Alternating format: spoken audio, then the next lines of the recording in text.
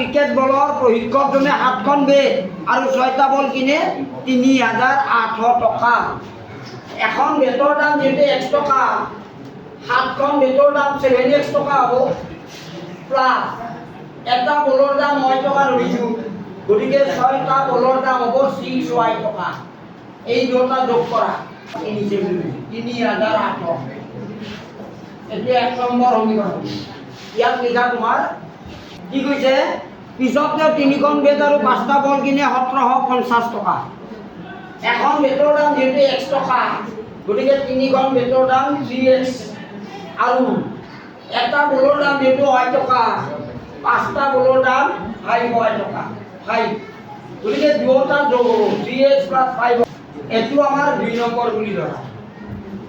প্ৰতিস্থাপন পদ্ধতিটো ইয়াতে কৰি উলিয়াই লওঁ। চোৱা, এনেকৈ কৰা 7x = 3,800। এইটো এইফালে লৈ যোৱা -6y। তো এতিয়া x কিমান হ'ব? 7 দি এইটো 3 না। x-ৰ যে আমি চলকীয় মান পালোঁ, এইখিনি এই মান 2 নম্বৰত বহাই দিম, এই সমীকৰণটোত বহাই দিম। x-ৰ 3x, x-ৰ মান এইখিনি, গতিকে এইটো ব্ৰেকেট দি লিখা ইয়াতে 5y = 17550। এইটো চোৱা 3 দি ওপৰৰখিনি পূৰণ হ'ব, কাটাতে নাযায়, গতিকে পূৰণ হ'লে কিমান হ'ব? 7। এইটো ভগ্নাংক হৈ থাকিল। ভগ্নাংকৰ 7 দি প্ৰতিটো পদকে পূৰণ কৰিম। এই 7টো দি লসাগুটো দি হৰটো দি আমি প্ৰতিটো পদকে পূৰণ কৰিম। কিমান হয় চোৱা, এইটো 7 দি এই গোটেইখিনি পূৰণ কৰিলে 7টো নাইকিয়া হৈ গ'ল। এতিয়া আমাৰ কি হ'ব চোৱা, ইয়াৰে পৰা এইটো বিয়োগ কৰা, এইটো এইফালে লৈ যোৱা 1 2 2 5 0 1 1 4 0 0। এতিয়া কিমান হ'ব? তাৰমানে 17y = 850। এতেকে মানে 50 হ'ল। y মান 50। তে y মান যদি 50 হয়, এতিয়া x-ৰ মান কিমান হ'ব? x-ৰ মান কিমান হ'ব? এইটো মান বহুৱাই দিয়া, এইটো 3,800 বিয়োগ 300, 7 দি হৰণ 35, 7 5 35। তাৰমানে আমি কি, এখন চহৰৰ টেক্সি ভাড়া এটা নিৰ্দিষ্ট ভাড়াৰ লগত অতিক্ৰম কৰা দূৰত্বৰ ভাড়াটো লগ লাগি থাকে।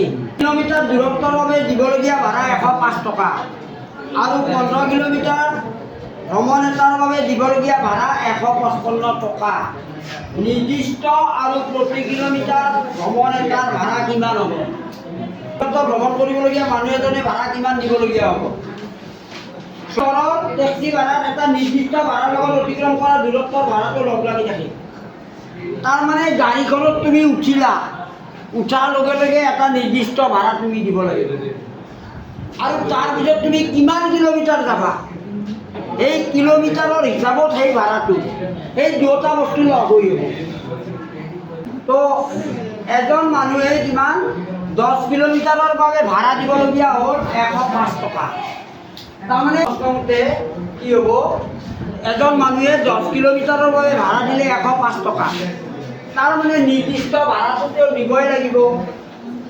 তাৰ লগতে প্ৰতি কিলোমিটাৰৰ ভাড়া y টকা হিচাপে 10 কিলোমিটাৰত 10y টকা যোগ, এই দুটা যোগ হৈ পেলাই তেওঁ দিব লাগিল 105 টকা।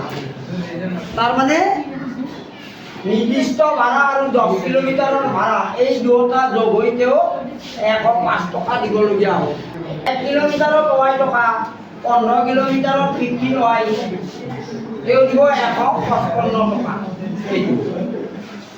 হয়নে? মানুহে 25 কিলোমিটাৰ ভ্ৰমণ কৰিলে তেওঁ কিমান ভাড়া দিব লাগিব সেইটো উলিয়াব পাৰিম।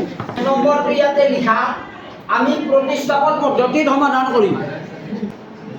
এই এক্সৰ মানটো আমি 2 নম্বৰ সমীকৰণটোত বহুৱাই দিওঁ। এইটো ধৰা 3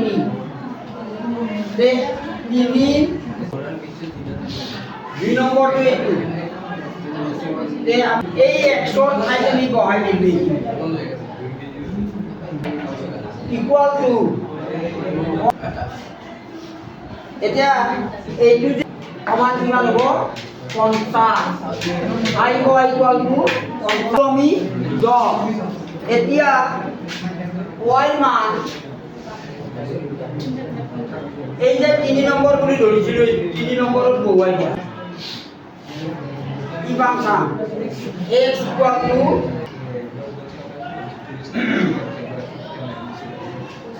কিমান হ'ব 105 তাৰ মানে গাড়ীখনৰ নিৰ্দিষ্ট ভাড়া হৈছে 5 টকা এতিয়া y মান 10 টকা ভাড়াটো 5 টকা মানে নিৰ্দিষ্ট ভাড়া তাৰমানে তেওঁ দিব লগা ভাড়া হ'ব এনেকুৱা x প্লাস 25y এক্সৰ মান 5 টকা এইটো